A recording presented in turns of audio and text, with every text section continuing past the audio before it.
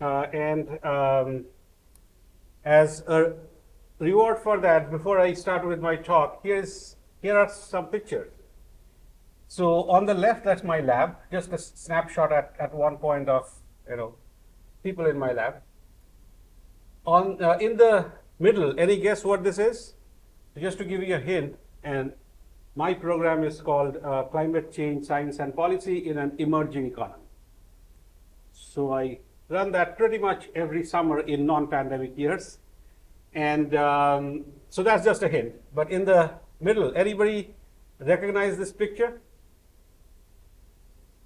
Yeah. Close. So this is Mount Chomolungma in modern day Nepal, which for some weird reason is named after that guy called Everest. So we sometimes call it Mount Everest. All right, and then on the right, can anybody, not you, Dion, can anybody identify that? So I told you emerging economies, so we went to India and Nepal once, and then on the right, that's in Bali, Indonesia. That's the goddess of learning, Saraswati. All right, so we have been to many places like this, including, I mean, other than these places like Brazil, Peru, Tanzania. I'd invite all of you at some point to consider joining us. All right, what I'll do today is quickly go through some motivational slides, if you will. Many of the things I say, I'll try to cover things that are broader than our own work, but unfortunately we sometimes get towards those are the things that we know best. So I'll get towards some things that we have done, but I'll not be able to cover, I mean, of course, everything that we have done either. So especially I'll take a view of climate resilience here, which is a longer term issue that that has been called the defining challenge of our age by the United Nations. There are many other things that relate to climate, such as handling emergencies, agricultural remote sensing, short-term floods, and things of that nature, which I'll not talk here today, but we have done significant work with AI and machine learning in these areas: remote sensing, emergency management, etc., and crop mapping, and the community has. But and that does relate in a sense to climate. So if climate change is growing to be more and more of a problem, we need to do something about it. If there are more emergencies, then we need to build, besides longer term capabilities, we need to build short-term capabilities to be able to handle those emergencies. Today, I'll not talk too much about that.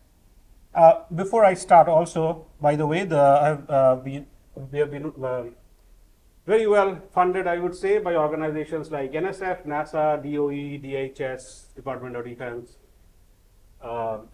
national labs, Pacific Northwest National Lab, Oak Ridge National Lab, and I happen to have a joint appointment at PNNL, Pacific Northwest National Lab. All right, so first let me talk about what is being called the global weirding challenge. Some people have been calling it global weirding. It seems that global warming is no longer conveying what it really means. Yes, there is global warming, but things are changing significantly and causing us to either adapt or mitigate or face dire consequences. So things are growing a bit weird. I'll talk a little bit, just give you one example of what that means. For example, in the context of extremes and stresses. I have exactly 42 slides, by the way, but that's just incidental.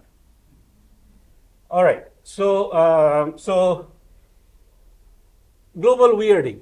Here is one example with temperature extremes. So on the left, this is a paper in the Proceedings of National Academies from 2009, long back, which talked about heat waves. So higher trends, higher than what we thought then, higher trends in heat waves and regional warming, but larger uncertainty and more geographic variability than what we thought. And remember, this is 2009. This has been a while. I was at the Oak Ridge National Lab then. I led that particular work. There is a whole community, of course, working on temperature extremes. This is just one example. in 2011, two of my former PhD students, Evan Kodra and Karsten Steinhauser, they came up with this paper in Geophysical Research Letters, which was sort of a reverse, in a sense, of that heat wave paper, which said persisting cold snaps in a warming environment. So what that means is the dispute is not with the fact that the planet is warming. The point is that despite the overall trend in warming, which is an average trend, the tails of the distribution do not necessarily exactly follow the average. So what is happening in terms of cold extremes, for example, the frequency of cold extremes, climate, remember, is average weather. It's average over several years. So we're talking in that sense, statistical sense. The frequency of cold extremes are decreasing and are expected to decrease based on models and observations. But the extremes that do occur, the cold extremes that do occur, might be as severe and as long lasting, and sometimes more so, because of various geophysical reasons than what we are used to see. Here in Boston, I don't think I need to convince anybody about that. But that's interesting. I mean, in fact, at that point, this was 2011, it was so interesting and sort of, non-intuitive that the journal Nature took this, they ran a research highlight on that saying, cold spells in a warm world. Right? And there has been a lot of work now, after this is 2011, so more than a decade old, a lot of work now on explaining why, what that, starting with, Arctic cold snaps, polar vortex, things that we sometimes hear on weather channels.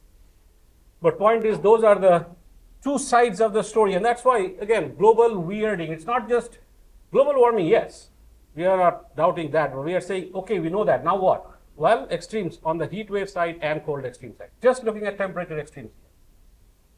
Weirding. All right, what does that mean though? So here is Boston, New England. On the left, warm. On the right, cold. So, and this is fairly new, so or recent. August 11, 2022 on the left, February 4, 2023 on the right.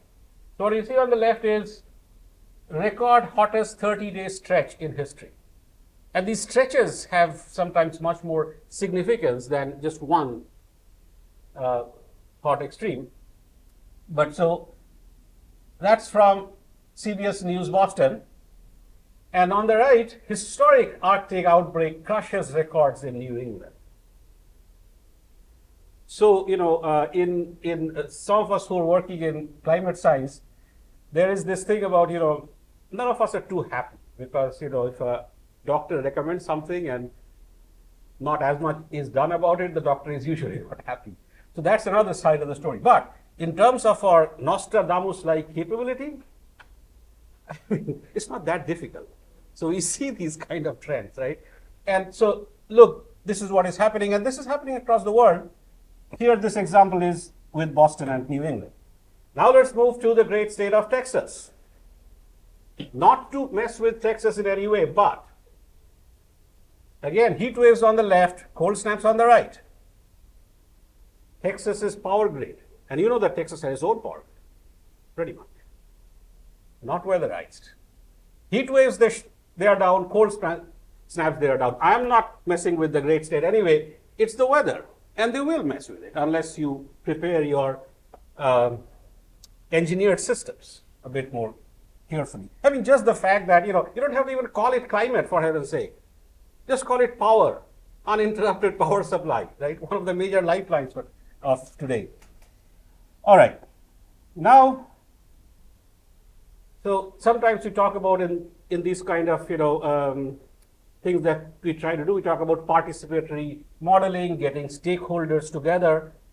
There are some silent stakeholders who cannot speak human languages. I sometimes think some of them are smarter than we are, but that's just me. But point is that they are suffering too. Again, heat waves on the left, cold snaps on the right. So if you look at, this is off the Pacific coast, and they're talking about salmon. So ecosystems and species dying off. Many of us are aware, especially some of us who are seafood fans, that the whole lobster industry has moved from Boston towards Maine.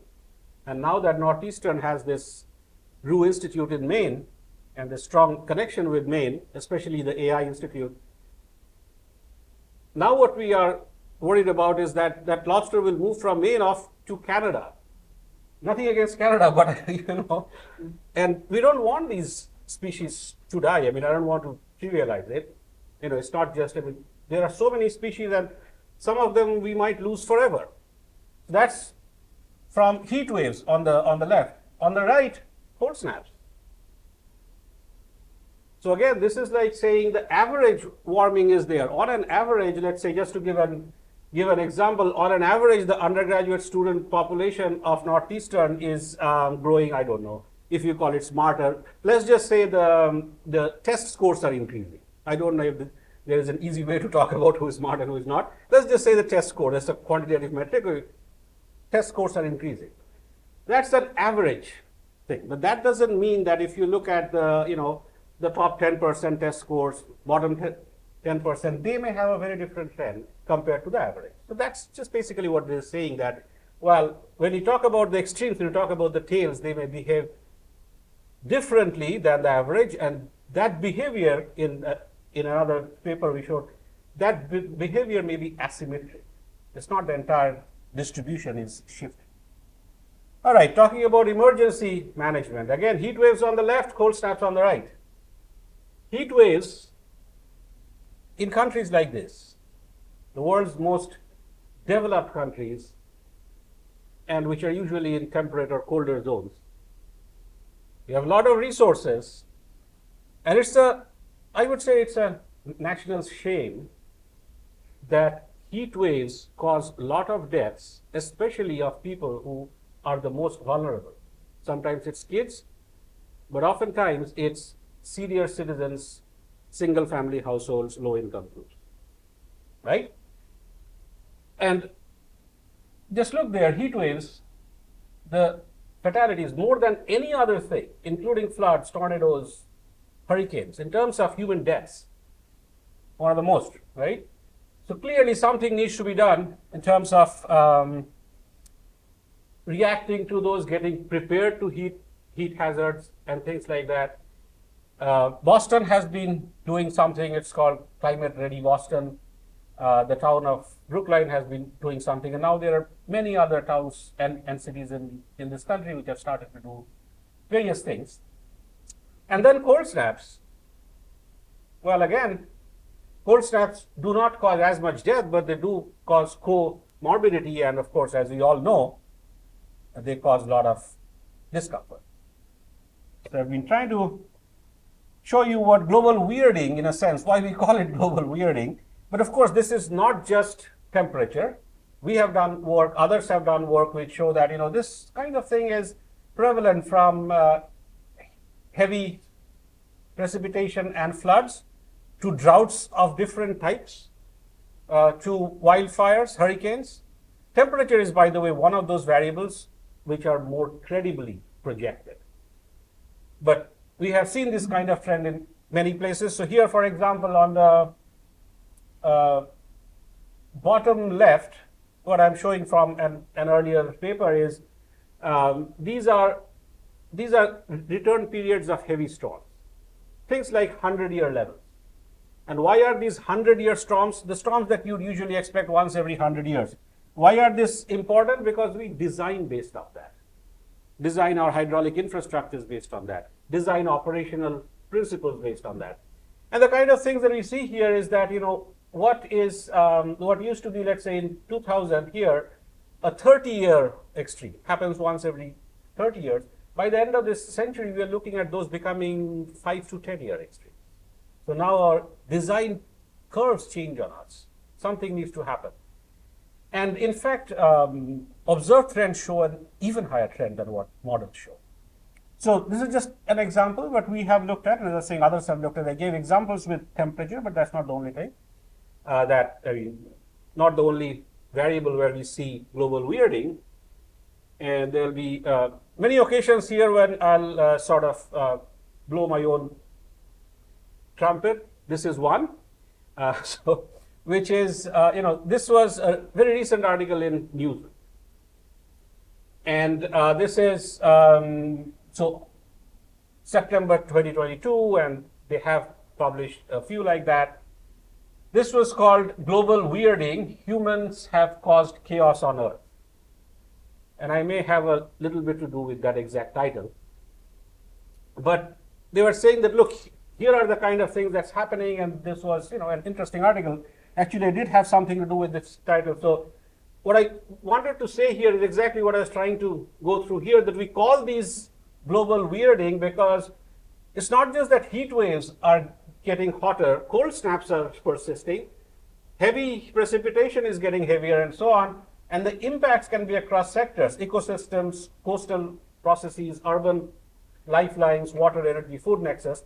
The other thing that's happening, and this is interesting, and many of you here are AI, this is the Experiential AI Summit, and I would love for you to come and contribute here, is it's not just that things are changing in the means, okay, warming.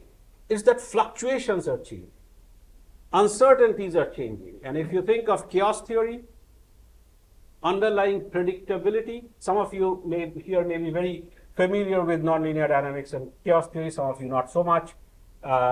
If you still remember your Jurassic Park, think about chaos theory. From there is the maths of chaos theory, not the chaos that we get when we let kindergarten kids be there without a teacher.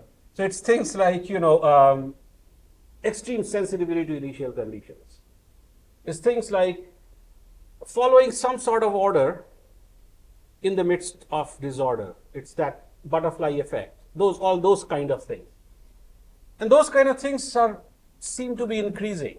We seem to be getting towards the state where the inherent uncertainties, systemic variability and uncertainty and fluctuations, they're different things slightly, but they sometimes influence one another. Those things seem to be increasing, and this limits of predictabilities itself seems to be changing in some cases. So how do we design? We still have to be resilient. We cannot say, okay, fine, we cannot predict, that's it. Let's look at another problem. Sometimes in AI kind of fields, we tend to do that. Okay, let's look at a problem when you solve. Not just AI, we tend to do that in many fields in academia. I can solve it, let me look at that. But hey, even if I cannot solve it, we have to look at this problem. So what is it that we can do? And there could be interesting things that could come out of this.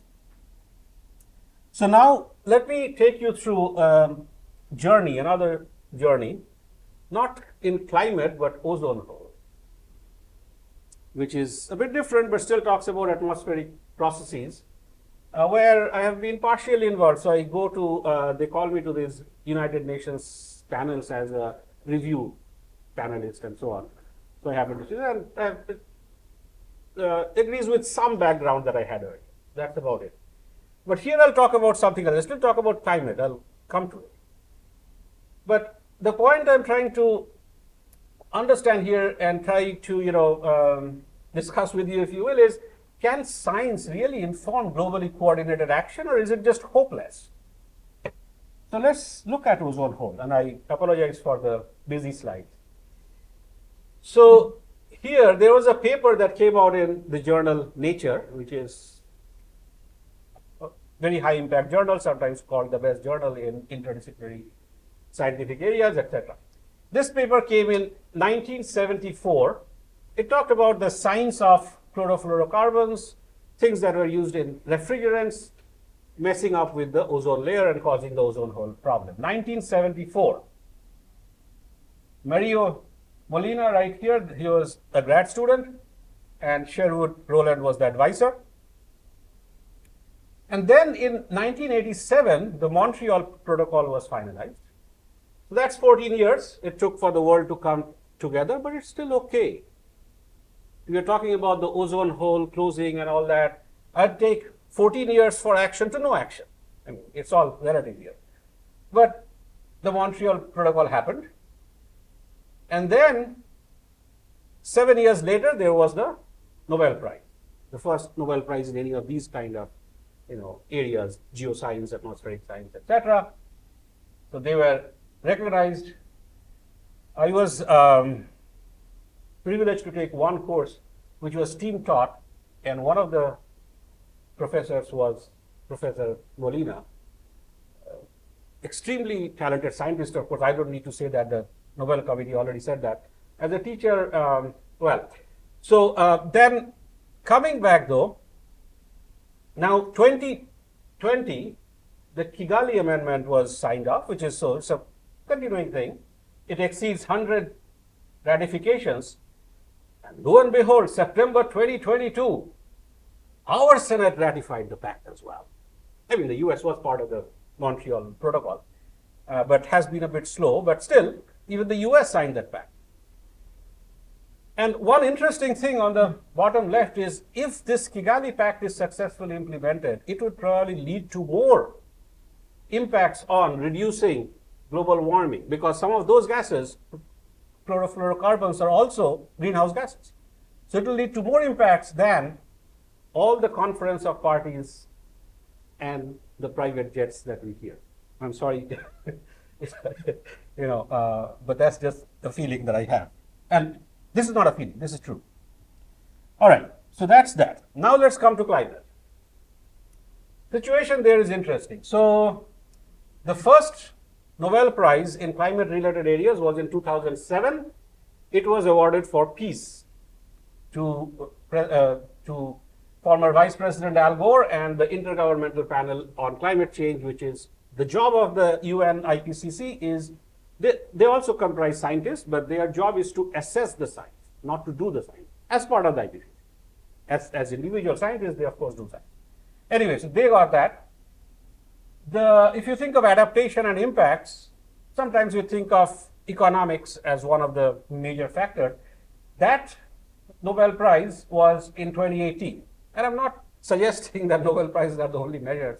I'm just using that as one measure.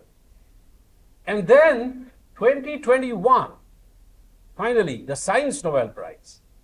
This is the Physics Nobel Prize, awarded to Shiguro Manabe for climate simulations, to Klaus Hasselmann for what is called optimal fingerprinting, using simulations and observations with what we could call data sciences, if you want to call it, whatever you want to call it. These days we seem to call everything machine learning.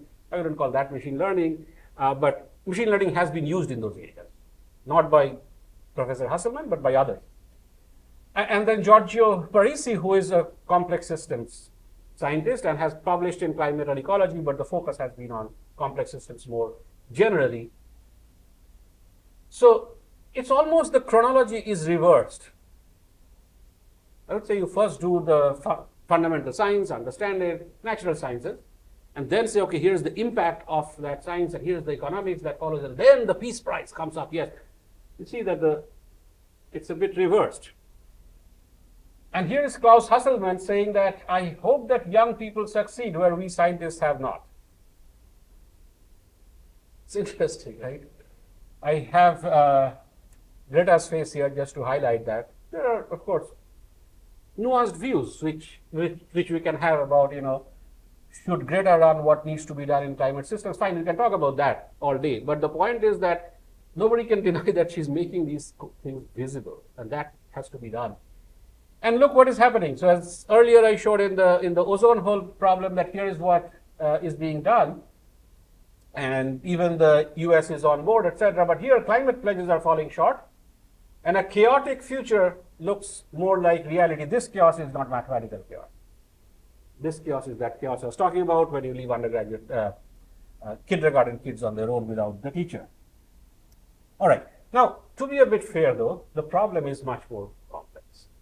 So if you think of climate problem on the left, it's a combination of things. It's, of course, policy myopia, it's financial disincentives that are built in terms of climate preparedness, which leads to these outdated best practices, engineering stagnation. So it's a vicious cycle. Our thesis, at least some of our thesis, has been that it doesn't take a whole lot of effort to transform that vicious cycle into a virtuous cycle. what is probably needed are financial incentives and transformative science to start the wheel. Then you need all of those, but at least to start the wheel. So I'm not a pessimist by any means, but we need to do this soon. And the thing that here is this paper by some group in Nature. It's a perspective article which shows the many different types of uncertainty. So on the right, for example, it shows how that uncertainty curve is spreading from climate to weather scale to physical impact and to economic damages. We are talking about a very complex system here. And potentially the ozone hole problem is a little bit less complex, if I can say that. I mean, of course, people can argue with that. But here it's much more complex. So, okay, so that's there. And the other thing is, countries, regions, even cities, they would first look at their own interests rather than all of us joining hands and saying we kumbaya. Should we do that? I mean, sometimes we overdo that in the sense that, we say, yes, I mean, we have to be able to do something, we have to be grown up, right? And we have to be adults and not just think about, not just be sentimental and empathetic. Okay, grow up, right? And just for that feeling, you don't have to be so self-centered in a sense that you are harming not just yourself but everybody else. There is some game theoretic element here, right? Okay, so grow up. So, but the point is, this was climate change war game, a role-playing exercise. In this case, it was done with real players who actually go and talk about these at these conference of parties. These are people who mostly do not go on private jets but do the actual work. So the Center for a New American Security got many of them together. I was at Oak Ridge Lab then. They asked us to produce some figures and visuals. We did. And they called us there, and I was part of that team. At Oak Ridge, I led a small team of students and postdocs to be able to do that. And these words have been used by others, not us, not our team at Oak Ridge, but over there. So adaptation has been called managing the unavoidable. Mitigation has been called avoiding the unmanageable. And if you think of, when you think of how countries or regions react, you think of resources, hazard, population, and then emissions, roughly in that order. And then how all of these connect to each other, and discussions around things like environmental refugees, what should be done. So there is that element. It's a global problem, but regions react based on their self-interest. So a lot of uncertainty, and regions react based on that. All right, so with that introduction, let me now come again. This is an experiential AI seminar, and I am fully aware of that. So let me come to some solutions. There's a whole bunch of solutions that we need to build, but here I'm going to only focus on the things that relate a little bit more to artificial intelligence, machine learning, but I'll come to that. So going back to that ozone hole thing, on the left, that's the 1995 chemistry Nobel laureates, two of them, there are three of them. This is the graduate student then, later Professor Mario Molina and Sherwood Rowland, who had that Nature paper in 1974, and that is their lab. Those are their instruments, those are the things with which, and those things have obviously improved, but that's how those kind of setups look. For some of us in climate, the setups look a bit different. So this is about the same time, 1970s, one of the Nobel laureates here in physics in 2021, whom I showed, this Nobel laureate was for Earth system or climate modeling and simulations. He had a computer. That computer probably had 1,000, if even that, of the power that's there on my cell phone today. But he was doing some of those most advanced simulations then. That is the corresponding lab instrument, lab equipment, if you will, that is needed in these areas for simulations. And even today that continues. So when we even think about, to what extent are we doing curiosity-driven research versus what is called mission-driven research? So at the top, that is the MGHPCC, the Mass Green High Performance Computing Center, which on the right, as you see, is shared by various universities in this region. And it's fairly powerful. But compared to this one, which is the top 500 list at Oak Ridge National Lab, at various points, they have the world's highest, fastest supercomputers. That's nothing. And if you think about the largest climate simulations right now, the major global simulations, they are called Earth system models. They take significant time on these largest supercomputers. So that is the instrument. And then what are the challenges again? So if we think about natural systems, I talked about chaos, I talked about complexity a little bit. Now let's talk about how these manifest themselves in natural, human engineered, and social systems. And again, they are not independent, they're tightly coupled, of course, as we know. Natural systems such as Earth systems are impacted by human activity, and that's why we're talking about it. So we know all of those kind of things, but still, to the extent that they can be somewhat looked at, somewhat compartmentalized. So if you think about natural systems, that's on the left, climate systems, we talk about trends and natural variability. We talk about chaos, spatio-temporal chaos, complexity, and that's where things like physics-guided, uncertainty-aware, machine learning models, which are aware of space and time. I mean, you might ask me, well, in computer vision, we are doing computer vision, we are aware of space and time. Yes, but there's need to be a little bit more aware here in the sense of the kind of correlations that occur here, and in dynamical systems, the kind of long-range dependence that we see, the kind of things we see in time and space, the complexity. So you have to be aware of that and then build some of these models. You have to be aware a bit of the physics, different variables guiding, these kind of, let's say, rainfall extremes and so on. So that's one. Then we talk about engineered systems and what are called cascading failures. This happens, by the way, in ecosystems as well, and in food web, for example. But here, if you think of engineered systems such as power grid, communication systems, transportation systems, water distribution systems, not only are they tightly coupled to each other, and they're tightly coupled sometimes across wide areas in space-time. If you think of the airspace system, global system. Now, some of these things are tightly coupled because either we wanted them that way or because they self-organize that, because there is an advantage to that. We get mutual support, mutual help from that. So I can take a train from here to Boston Logan, and then from Boston Logan, I can take a flight to Singapore via another airport, potentially, but I can. We want that kind of flexibility. So there are things that, these things are highly interconnected and have become more interconnected, are becoming even more interconnected because we want it that way. But what that also means is that vulnerabilities are shared,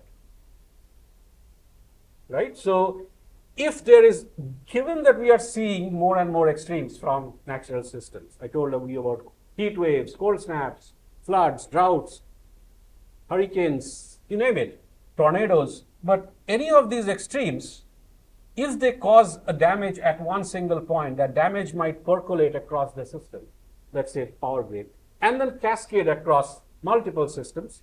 Power grid failure will cause failure in signals and systems, hence transportation failures in water pumps, hence water distribution networks, etc. So, and communications, of course. So that's one thing. And here, the kind of AI machine learning tools that could be very useful are probabilistic graphical models. Sometimes, one type of those are what is called complex networks, and Northeastern University, as you know, is very well known, probably the world's #1 in network science, so that is there. And also, in general, if you sort of expand on that, probabilistic graphical models which deal with uncertainties, causal flows, those kind of, that's the AI. So in one case, it's spatiotemporal machine learning and computer vision. In another case, it's graphical models and machine learning potentially on those graphical. But then on the right, now we have this other challenge, which is people. Those specific things, right? I mean, but people. Well, we cannot leave out people out of the equation. And there we have tragedy of the commons. So I own this cell phone and I will take care of it. I don't own the air. I don't own the public transport, MBTA, the T, but all of us own it. Who takes care of it? Right? None of us do, all of us do. Tragedy of the commons. It's owned by the commons. Tragedy is that who will take care of that? And then, of course, there are financial disincentive structures built in. I'll talk about one other Nobel laureate. I have a name somewhere here. The first woman economics Nobel laureate was somebody called Elinor Ostrom. And she had this interesting idea of, in complex systems. So each of these systems, you're talking about complexity in different ways. Here we're talking about complex social systems. In complex systems, what is the best way to manage these systems? And she talked about polycentric management. Very interesting ideas. And, some of those ideas and other ideas have now morphed towards things like stakeholder-centric modeling, participatory modeling, etc. Where could AI come in here? Agent-based models, avatars, right? So in each of these areas, natural systems, engineered systems, social systems, we have different flavors of AI, which are already useful, could be immediately useful. Of course, when I say that, I fully realize that all of you will come up with something else, which is this also is useful, absolutely. But just to give you an idea of the kinds of things that could be useful in each of these natural, engineered, human systems. Okay. All right. Microsoft solves everything. Originally, it was Google. There was a time I remember my nephew gave me this T-shirt that said, maybe I may have given him too much words of wisdom. So he gave me this T-shirt which said, Google doesn't know everything. Come to me, with this yogi sitting like this. But these days, it's interesting. So now it's Microsoft, and with ChatGPT and so on, and which all of you are, of course, aware. This is not ChatGPT per se, but there are some similarities with the kind of models. This is also a deep learning model. They call it Climax. And as the title said, the first foundation model. Some of you are probably aware with foundation models in AI. How much time do you have? Love to open up a Q&A. We've got some great questions. Okay. Yeah. All right. So maybe give me a couple of minutes. So Climax, and we have, they solve several things with deep learning. Now, remember, when they say they solve several things with deep learning, they have to actually use simulations and models. So here we are not talking about getting rid of simulations, because that's what they use for their training. But they also use other things for training. And they say that because of the way these training things work, the self-supervised learning, the transfer learning, you are more aware of it. Many of you are more aware of it than I can explain here. Some of you are not, that's fine. But just take a look at, this is from Microsoft Research Automated Systems and Robotics Group. This is very new, by the way. And they are saying, okay, now we can solve many of these problems once we train with simulations. This deep learning approach learns this and then can solve certain problems which directly those simulations cannot solve. That's the claim. It's a very recent claim, needs to be evaluated. We'll talk about that. The other place, and I'll probably end here, the other place is, in terms of talking about agent-based systems, graphical models, this, I'm not sure if a whole lot of work has been done in climate per se. There are people building stakeholder-centric models, participatory modeling, but in terms of bringing in social systems, human systems together. But what this shows is, this is a model from epidemiology. And we have, at Northeastern, we have one which has been used by governments in the US and worldwide. It's called GLEAM by Professor Alex Vespignani and Steam. So this have a concept of networks in terms of transportation networks. This have a concept of spread of infectious disease, how people connect with each other. So again, a combination of techno-social systems, if you will. Sometimes I think with this techno-social ideas, maybe the engineering and social sciences colleges should merge with each other. Please don't say that I said that to any of those two Ds. but a lot of modeling from agent-based modeling to AI on graphs that's happening. So far I have covered half of the 42 slides. So I've only given you half of the wisdom. But I think it's a good point to end. I'll be happy to share the slides, by the way, Liz, if you want to share with, if you want to share all these slides. And please go to our website, which is, I'll just take you back there, which is sdslab.io. SDS is Sustainability and Data Sciences Lab, sdslab.io, and I have more expanded versions of some of these talks, for example, at the SC Supercomputing Conference or the Environmetrics Conference. You'll see that on the news slide on the right.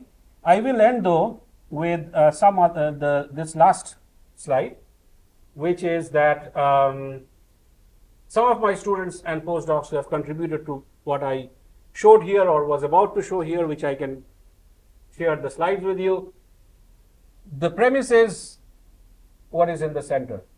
No ChatGPT in the foreseeable future can accomplish what they have collectively accomplished. With that, Liz, I'm open for questions. Thank you so much. All right, round of applause. Fantastic.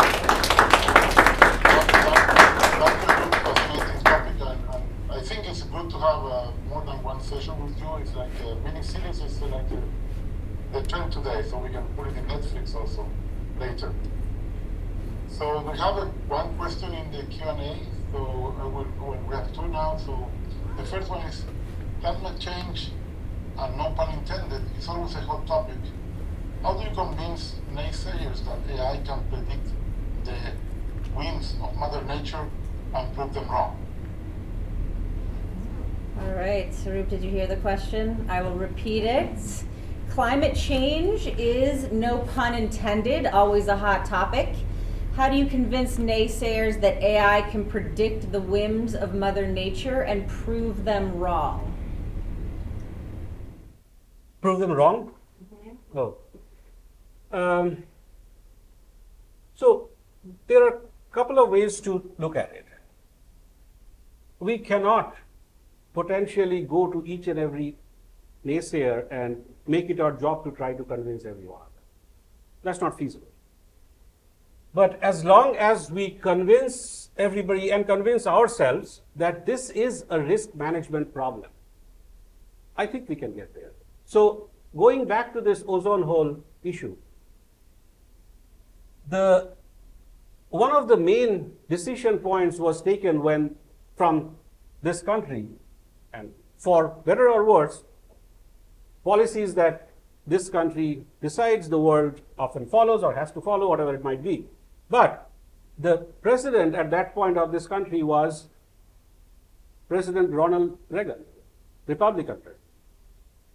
Those were different times, I admit, but given that, so the point was that it was not that everybody was convinced that this will happen or there were no naysayers about the ozone hole and, my refrigerant and ozone hole, really? And then there were the industry sector, some of whom build those refrigerants. But two things happened. First of all, from the industry side, they said there are alternatives. And I know some of you here are looking at alternatives such as what solar can do for us, just as an example. But the other side is, so there was that, but the other side is policymakers said all the way up to President Ronald Reagan, let's sit together. What if these scientists are right? We don't have to agree that they are right. What if these scientists are right? That becomes a major risk for all of us. Let's treat this as a risk management problem. If somebody tells me that, a person or an organization, whether it's a rogue nation, a superpower, or a smaller, group, bad guys, they might drop a nuclear bomb, dirty bomb, whatever on us. Will I ask for, can you specifically prove with what percent probability that is true? If it has high enough probability, I'll try to make myself resilient to that. And that is, I think, all that needs to happen here. And the analogy is with this ozone hole. I don't think of my job as having to go to each and every person and convince him. That being said, sorry, there is somebody, I have a friend, her name is Catherine Hayhoe, very well-known climate scientist, but also known as a climate communicator. So her husband is a pastor, Christian evangelical pastor. They used to live, I think they still are, in Texas. And she goes to that community and says, hey, you don't have to leave aside your belief system to appreciate why climate change is a problem and that something needs to be done about it. So there are some of us who are good at that who are also doing that. So it's a combination to answer that question. Liz? Fantastic. All right, we have about 5 minutes left. Does anybody in the room have a question? And Auroop, if you could repeat the question for our virtual attendees, that would be great. We'll open it up to the people that are here. You usually have this affected audience stunt. Hi, are there some, I guess for lack of a better word, orphan issues that you worry about? And by orphan, I mean issues that are immediate, dangerous, and not getting attention. So I'm thinking about things like asphalt. People say you could try to make a street or something so hot.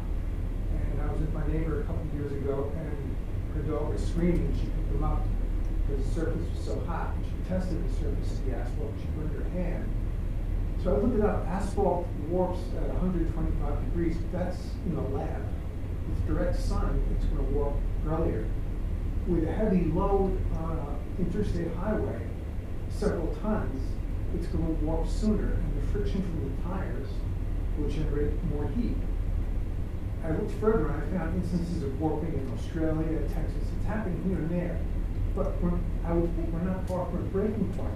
If the interstate highway, even 10% of it, can't be crossed because of warping, then trucks, ambulances, chemical companies, things that we need, electric companies, if people can't get to the places they need to go to, then even the work that you're doing is hard to do because you can't get there.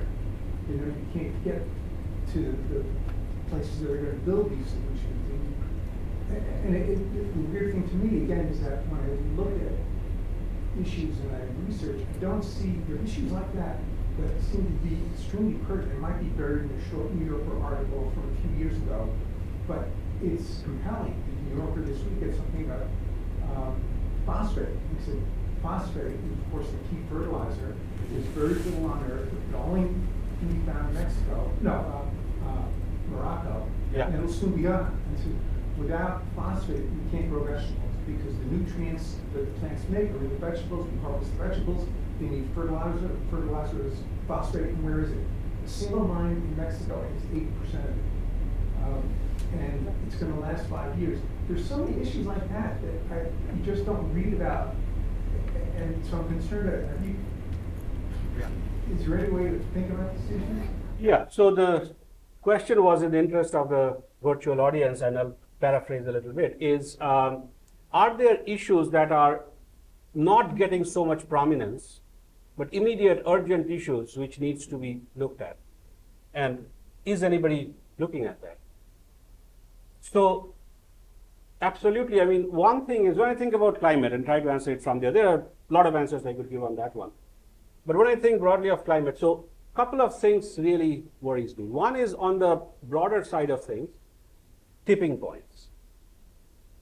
So we get warming, ice starts to melt in the Arctic, more ice melts, maybe there are these methane stores, repositories out there which are much worse greenhouse gases than carbon dioxide and things, and suddenly we are talking about, it's a low probability event, but it's very high consequence. And risk is probability times consequence, so it's as high risk.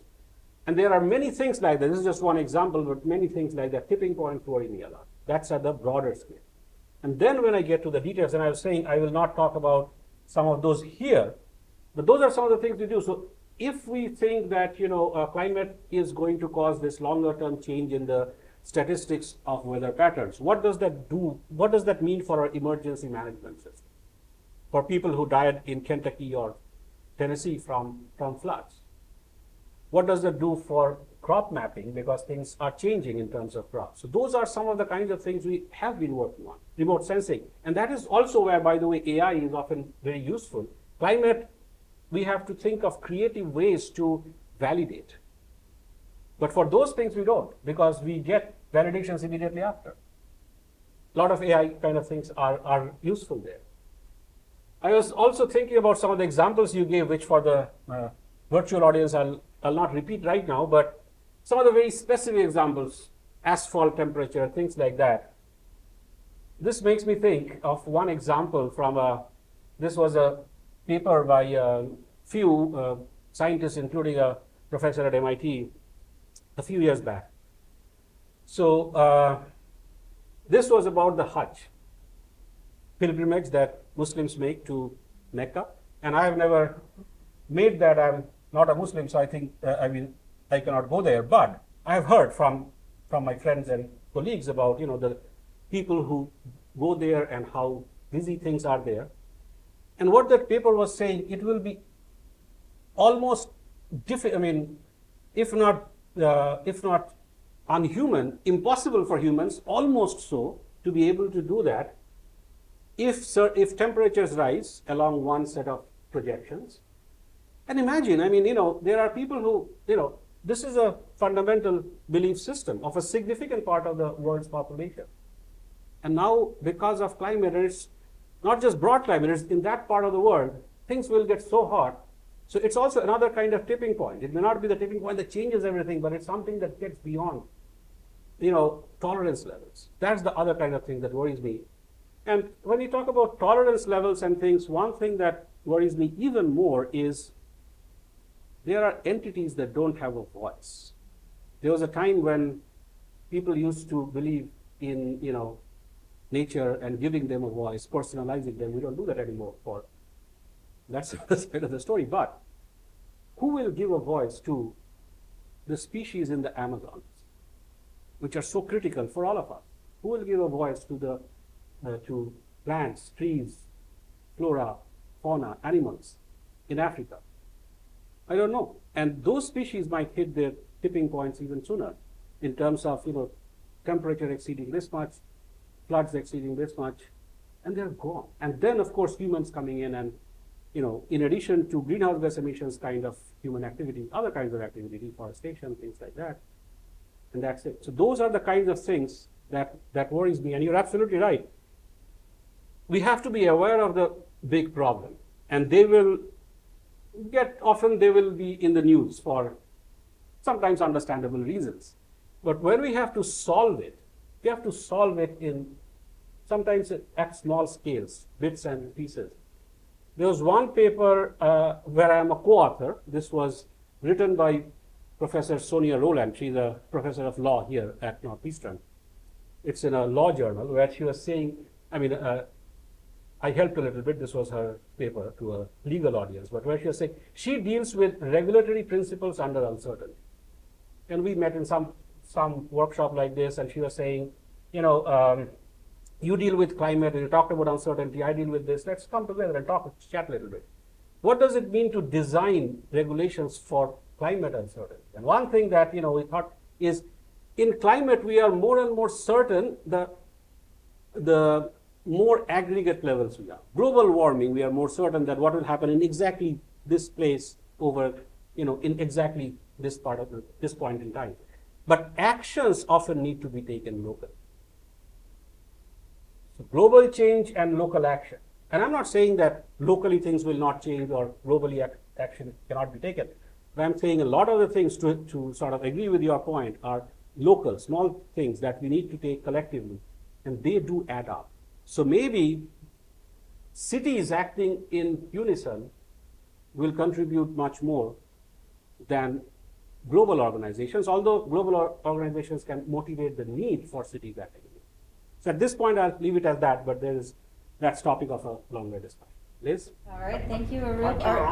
I'm sorry we cannot answer my question. Were some questions about green AI, about solar resource, and also about the new ocean high seas protection agreement. But I guess we can do a blog to answer all those questions for the people. And thank you again for your interesting talk. And please attend our next seminar in March 22nd. Our next distinguished speaker, which is the AI head of the World Economic Forum. Thank you again. Thank you so much, Auroop. Thank you so much. The Institute for Experiential AI is proud to invite you to our spring seminar series, featuring leading AI experts and researchers sharing cutting-edge ideas. You can expect AI leaders from a broad range of industries sharing perspectives on defining and applying ethical AI in our Distinguished Lecturer Series, and EAI faculty and Northeastern University researchers discussing their AI research in our Expeditions and Experiential AI Series. Registration is required, and the seminars are free to attend. We hope you'll join us for an invigorating spring semester.